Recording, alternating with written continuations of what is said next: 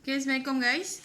Hari ni sebenarnya saya nak ceritakan tentang pengalaman saya beli online melalui iklan yang selalu pop up kat Facebook.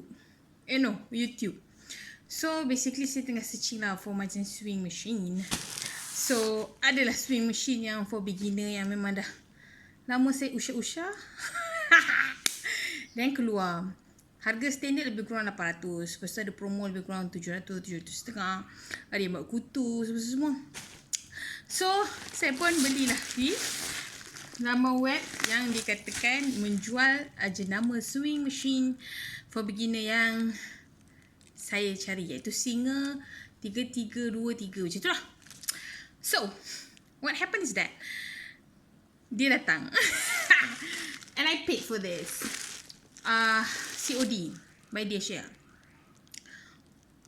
So member saya dah cakap dah. Lepas tu saya pun dah tengok lah dekat Facebook, grup-grup jahitan. Dia bagi tahu benda tu scam je. So being a super ingin tahu, and I don't mind 285 je. So I think I make fun of myself.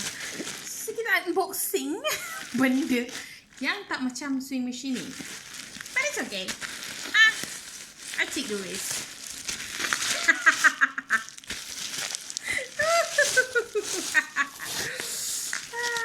Aduh, penipu. Okay. Apa yang sampai adalah sewing machine yang super kecil.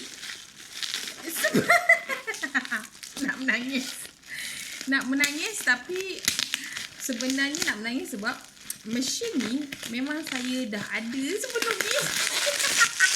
Dan harga dia lebih kurang macam RM98 macam tu. Aduh.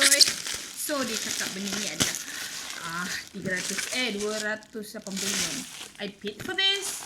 And apa yang sampai adalah mini sewing machine yang jenamanya aku pun tak tahu juga tak. JYSM. Practically convenient, big value. Pui.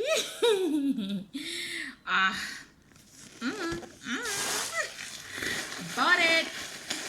Not regret, but regret. So kita unboxing lah.